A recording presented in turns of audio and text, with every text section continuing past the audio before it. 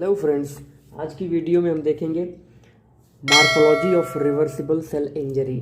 Reversible cell injury में cell के अंदर उसकी जो मार्फोलॉजी है उसमें क्या चेंजेस आते हैं उसको हम पढ़ेंगे।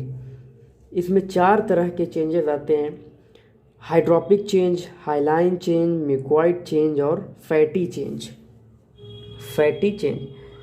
तो पहला हम देखेंगे हाइड्रोपिक चेंज। हाइड्रोपिक चेंज को हम क्लाउडी स्वेलिंग भी कहते हैं। ये इसलिए कहते हैं क्योंकि उसमें सेल में इतना ज़्यादा वाटर एक्यूमुलेशन हो जाता है तो उसकी जो अपीयरेंस होता है, उसका जो नक्शा होता है, ऐसा लगता है, दिखता है सेल के वो क्लाउड हो, इसलिए क्लाउडी स्वेलिंग। और वैक्यूलर डीजेनरेशन भी इसका नाम है। सबसे पहले हम इसकी इटियोलॉजी के ऊपर जाएंगे। Aetiology, cause of the disease क्या होते हैं। ये बैक्टीरियल टॉक्सिन हो सकते हैं, एक्सोटॉक्सिन, एंडोटॉक्सिन। बैक्टीरिया जो टॉक्सिन्स सिक्रीट करते हैं उनसे सेल इंजरी हो सकता है। ये हाइड्रोपिक चेंज हो सकता है। केमिकल्स हो सकते हैं, कुछ पॉइजन्स भी हो सकते हैं, बर्न्स हो सकते हैं, यानी जलने से भी चेंजेस ऐसे आ सकते हैं।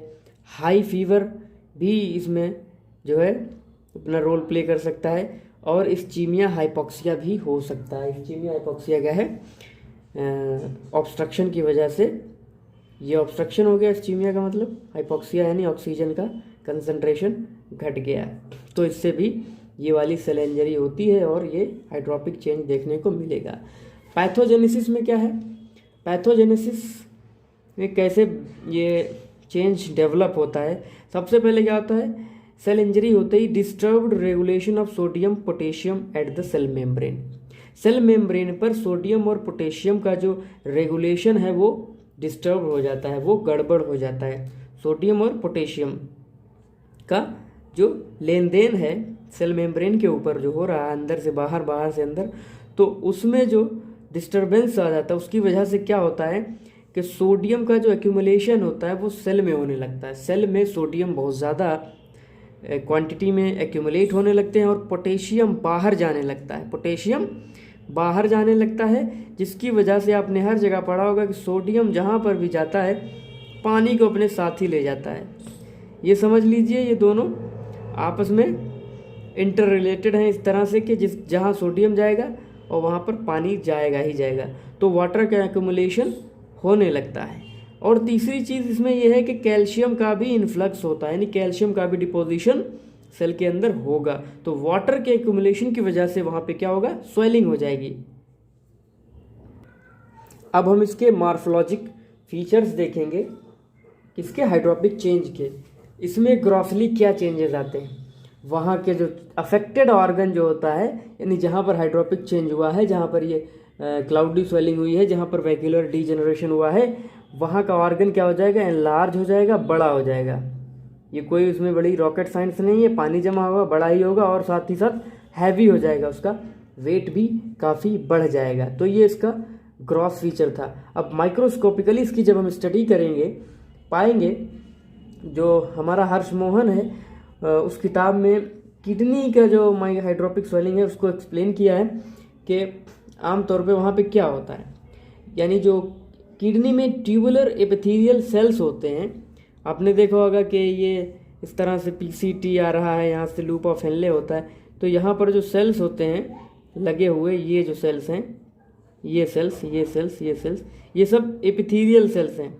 यहाँ से जा रहा है हमारा यूरिन जो एब्जॉर्ब होके के, ये जो वहाँ से ब्लड का प्लाज्मा, जो ब्लड से प्लाज्मा आकर के छन कर के आया, यहाँ से एब्जॉर्प्शन होना है, तो यहाँ से जो एब्जॉर्प्शन होगा, इतना ज़्यादा एब्जॉर्प्शन हो जाता, अभी बताया था कि सोडियम का ज़्यादा रीअब्जॉर्प्शन हो जाता है, उसकी वजह से वाटर भी बहुत ज़्यादा आने लगता है। तो यहाँ के सेल में क्या होगा, यहाँ के सेल जो हैं क्या हो जाएंगे, बड़े हो जाएंगे, इनमें स्वेलिंग हो जाएगी क्योंकि वाटर का एक्यूमुलेशन इसके अंदर हो रहा है। तो ट्यूबुलर एपिथेलियल सेल स्वॉलन, ये स्वेल कर जाएंगे, इनके अंदर स्वेलिंग आ जाएगी। दूसरी बात, साइटोप्लाज्मिक ब्लेब्स सीन। ब्लेब्स क्या होते हैं? ब्लेब्स का मतलब होता है उभार। किस तरह का उभार? ये सेल्स कैसे नजर आएंगे, कुछ इस तरह से, ऐसे सेल से बाहर निकल जाएगा, ये ब्लेब है, ठीक है, इसको ब्लेब कहते हैं। जो चीज़ एक अलग से बाहर दिखाई दे तुम्हें, जैसे ये सेल है, इससे कुछ ऐसे करके बाहर आ जाए तो ये ब्लेब हो गया, छोटा भी कम भी ज़्यादा हो सकता है, तो ये सब ब्लेब इसी को बोलते हैं। साइटोप्लाज्मिक ब्लेब्स भी दिखाई देंगे, और इनका जो न्यूक्लियस होगा वो पेल हो जाएगा, उसका कलर डिमिनिश हो जाएगा, पेल हो जाएगा। माइक्रोवैस्कुलेचर इज कॉम्प्रेस्ड, इसके स्वेल होने से होगा क्या कि ये सारे सेल्स ये सेल्स जो हैं एपिथेलियल सेल्स, ये स्वेल कर गए। इनके आसपास जो माइक्रोवैस्कुलेचर है, छोटी छोटी जो वेसल्स इधर उधर जा रही हैं, इधर जा रही हैं, इधर जा रही हैं, तो इन वेसल्स में जो ब्लड वेसल्स हैं इन पर क्या पड़ेगा, प्रेशर पड़ेगा इनके स्वेल होने से। किसके, एपिथेलियल सेल स्वेल करेगा, आसपास की जो वेसल होंगी उनको दबा देगा ये, तो वहाँ पे कंप्रेशन होगा। अब हम देखेंगे दूसरा, हाइलाइन चेंज। हाइलाइन चेंज क्या होता है कि हाइलाइन जो है हाइलोस से लिया गया है। हाइलोस का मतलब होता है ग्लासी, शीशे जैसा, ग्लास से बना ग्लासी, यानी जहाँ पर ये चेंज होगा वहाँ पर एकदम ट्रांसलूसेंट वो मटेरियल होगा। ठीक है, होगा क्या कि glassy homogeneous eosinophilic appearance of proteinaceous material. क्या होता है कि जहाँ पर ये चेंज होता है वहाँ पर वहाँ का सेल जो है उसमें एक प्रोटीनेशियस मटेरियल का डिपोजिशन होता है। प्रोटीन पूरे में जमा हो जाता है, इकट्ठा हो जाता है, और उसका जो अपीयरेंस होगा वो ग्लासी होगा। ठीक है, और दूसरा पॉइंट चीज़ इसमें यह है कि होमोजिनस ईओसिनोफिलिक अपीयरेंस है, यानी इसको हम स्टेन करेंगे एसिड स्टेन से तो ये स्टेन हो जाएगा और ये होमोजिनस होगा, यूनिफॉर्म होगा थ्रू आउट दिस सेल। तो ईओसिनोफिलिक इसीलिए इसका अपीयरेंस ईओसिनोफिलिक है, क्योंकि ये एसिड स्टेन को लेता है। डिपोजिशन किसका हो रहा है, प्रोटीनेशियस मटेरियल का। अब हम इसको भी दो हिस्सों में डिवाइड करके पढ़ा जाता है, इंट्रासेलुलर हाइलाइन और एक्स्ट्रा सेलुलर हाइलाइन। पहले हम इंट्रासेलुलर हाइलाइन देखते हैं, ये क्या होता है। इंट्रासेलुलर का मतलब क्या हुआ कि सेल के अंदर जो हाइलाइन का डिपोजिशन हो रहा है वो कैसे हो रहा है, कहाँ हो रहा है, क्या हो रहा है। ये कहाँ ज़्यादातर देखा जाता है, सीन इन एपिथेलियल सेल्स, जो हमारे बॉडी के एपिथेलियल सेल्स हैं उनमें ये देखने को मिलता है हाइलाइन चेंज। फिर क्या, hyaline droplets in the PCT. अब अधिकतर अक्सर जो है ये किडनी के जो ट्यूबुलर एपिथेलियल सेल्स वहाँ पर देखने को मिलता है कि वहाँ पर जो प्रॉक्सिमल ट्यूबुलर सेल्स हैं, प्रॉक्सिमल कन्वोल्यूटिव ट्यूब्यूल या और भी उसके कुछ आगे तक के कुछ सेल्स जो पहले पढ़ते हैं ट्यूबुलर सेल्स, एपिथेलियल सेल्स, उनमें क्या होता है हाइलाइन ड्रॉपलेट्स को देखा जाता है। ये किस वजह से होता है, हाइलाइन क्या होता क्या है, ये प्रोटीन का ही डिपोजिशन होता है। ये कब हो जाता है, जब प्लाज्मा प्रोटीन्स का रीअब्जॉर्प्शन ज़्यादा बढ़ जाता है। अभी आपने देखा वहाँ से जब यूरिन का जो फिल्ट्रेट वहाँ से जा रहा होता है तो उसमें अगर प्लाज्मा प्रोटीन्स बहुत ज़्यादा मिकदार में यानी क्वांटिटी में हैं तो रीअब्जॉर्प्शन भी उतना ही ज़्यादा करेंगे यहाँ के ट्यूबुलर सेल्स। तो रीअब्जॉर्प्शन ज़्यादा करने पर उन सेल्स के अंदर ये जो प्रोटीन है वो डिपॉजिट हो जाएगा और वो ग्लासी अपीयरेंस रखेगा, उसी को हम हाइलाइन चेंज कहते हैं। Hyaline degeneration of rectus abdominis muscle in the typhoid fever. Typhoid के दौरान क्या होता है कि जो हमारी रेक्टस एब्डोमिनिस मसल है, सामने की जो मसल होती है एब्डोमेन में ऊपर, ये रेक्टस एब्डोमिनिस मसल में क्या होता है, हाइलाइन का डीजेनरेशन होता है। और तीसरा पॉइंट क्या है, मेलॉइज हाइलाइन। मेलॉइज हाइलाइन क्या है कि सिर्फ नाम लग रहा होगा अलग, इसमें होता क्या है कि इंटरमीडिएट फिलामेंट्स, आपने सेल का स्ट्रक्चर जब पढ़ा हो, सेल को अगर गौर से पढ़ा होगा तो उसमें इंटरमीडिएट फिलामेंट्स पढ़ा होगा, ट्यूबुलिन प्रोटीन और भी सारे ये सब मिल करके उसमें पढ़ा होगा कि इंटरमीडिएट फिलामेंट क्या होता है। तो वो फिलामेंट्स क्या होते हैं, एग्रीगेट हो जाते हैं, एक जगह पर इकट्ठा हो जाते हैं और सेल के अंदर जमा हो जाते हैं। ये कहाँ पर देखने को मिलता है इस तरह का चीज़, ये हमें अल्कोहलिक लिवर सेल इंजरी में, यानी वो लोग जो अल्कोहल पीते हैं उनके लिवर में सेल इंजरी हो गई है अल्कोहल की वजह से, excess of liver consumption, alcoholic consumption की वजह से, तो वह उनके हेपेटोसाइट्स में यानी लिवर सेल्स में इंटरमीडिएट फिलामेंट्स जो होंगे वो एग्रीगेट हो जाएंगे। एग्रीगेट होने की वजह से क्या होगा, वहाँ पर हाइलाइन अपीयरेंस हो जाएगा, उसी को हम मेलॉइज हाइलाइन बोलते हैं। लास्ट पॉइंट क्या है कि रसल बॉडीज़, यहाँ पर जगह नहीं है लेकिन मैं आपको बता देता हूँ क्या होता है ये रसल बॉडीज़ जो होती हैं, ये जो है हमारे जो प्लाज्मा सेल्स होते हैं, प्लाज्मा सेल्स, उनके रफ एंडोप्लाज्मिक रेटिकुलम, सेल के जो रफ एंडोप्लाज्मिक रेटिकुलम होते हैं उनके अंदर इम्यूनोग्लोबुलिन का ज़्यादा जो है वहाँ पर एक्सेस में एक्यूमुलेशन होने लगा। अगर मैं आपको यहाँ पर दिखा दूँ, ये सेल है, सेल के अंदर ये आपका एंडोप्लाज्मिक रेटिकुलम है, ठीक है। तो इस एंडोप्लाज्मिक रेटिकुलम के अंदर क्या होगा, इस तरह से इम्यूनोग्लोबुलिन्स आकर के इकट्ठा होने लगेंगे। इसी को हम बोलेंगे रसेल बॉडीज, को हम रसेल बॉडीज बोलते हैं। अब हम एक्स्ट्रा सेलुलर हाइलाइन चेंज देखेंगे। ये कहाँ कहाँ पर मिलेगा हमें, ये कनेक्टिव टिश्यू में मोस्टली देखने को मिलेगा। कनेक्टिव टिश्यूज़ में ये होगा। कहाँ पर हमें देखने को मिला, यूट्रस के हाइलाइन डीजेनरेशन में होता है। हाइलिनाइज्ड ओल्ड स्कार ऑफ फाइब्रोकोलेजिनस टिश्यू, जो स्कार टिश्यू बनता है, कहीं पर अगर इंजरी होती है तो वहाँ पर क्या होता है, स्कैरिफिकेशन होता है, स्कैरिंग होती है। वहाँ पर जो स्कार, आपको स्कार का क्या बताएं, पता होगा आपको, अगर के बाहर स्किन पे कहीं पे चोट लगती है तो बाद में एक पपड़ी जमती है ठीक होने के बाद, तो वो जो पपड़ी होती है उसी को स्कार टिश्यू बोलते हैं। तो उसमें हाइलिनाइजेशन होता है, तो हाइलिनाइज्ड होता है वो, इसीलिए उसको एक्स्ट्रा सेलुलर हाइलाइन में रखा गया है, उस टाइप का है। फिर हम देखते हैं hyaline arteriolosclerosis in renal vessels in hypertension. Hypertension में जो रीनल वेसल्स हैं, जो रीनल ब्लड वेसल्स हैं, जो किडनी के अंदर जहाँ पर ब्लड फ्लो हो रहा है, जो वेसल्स हैं, उनमें जो आर्टीरियोसेलरोसिस होता है वो कौन सा होता है, एक्स्ट्रा सेलुलर वाला हाइलाइन। तो ये हमारा हो गया हाइलाइन चेंज। अब हम तीसरा चेंज देखेंगे, म्यूकॉइड चेंज। म्यूकॉइड चेंज क्या होता है, म्यूकॉइड का मतलब होता है म्यूकस लाइक। म्यूकॉइड मतलब म्यूकस जैसा, यानी म्यूकस जैसा चेंज। होता क्या है इसमें कि जो सेल्स होते हैं उसमें deposition of mucinous material in excess, जो म्यूसिनस मटेरियल है वो बहुत ही अधिक मात्रा में, अधिक क्वांटिटी में डिपॉजिट होने लगे। क्या, म्यूसिनस मटेरियल। अब हम देखेंगे म्यूसिनस मटेरियल में होता क्या क्या है।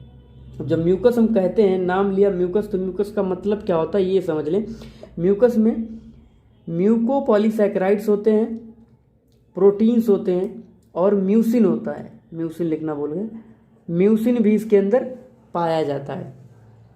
तीसरी चीज़ क्या है कि जो, हाँ ये एक जनरल चीज़ देख लें कि कनेक्टिव टिश्यू से जो म्यूकस निकलता है उसको हम मिक्सॉइड कहेंगे। मिक्सॉइड किस लिए कह रहे हैं,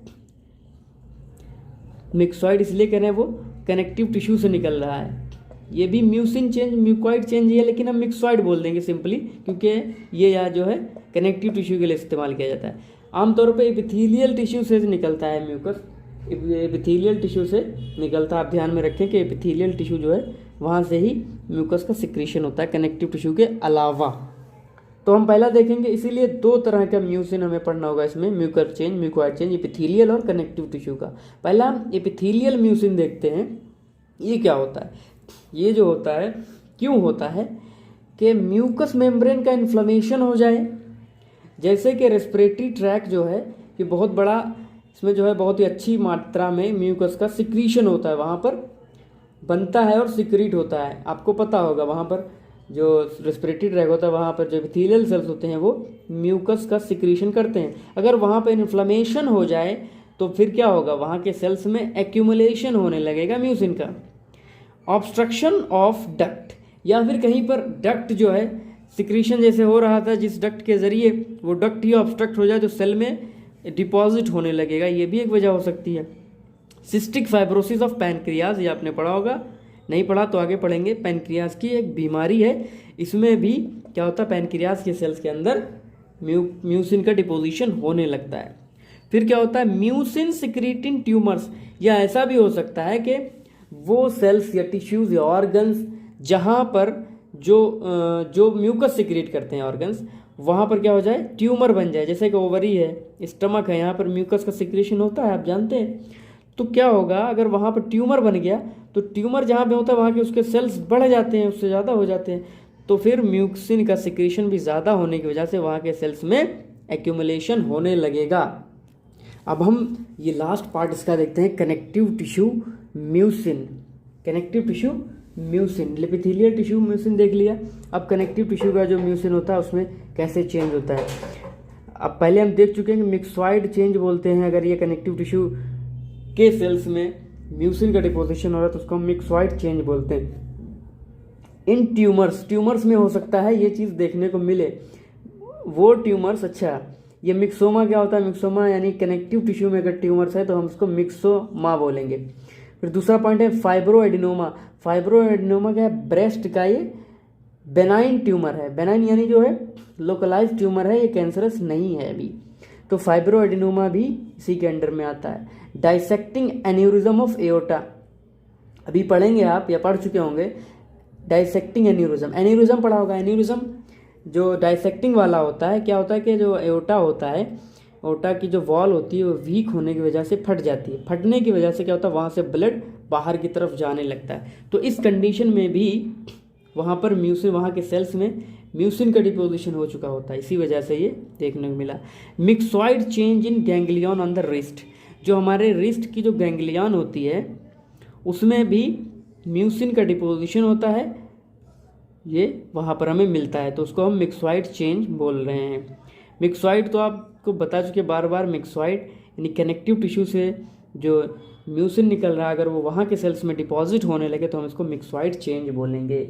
आज की वीडियो में इतना ही।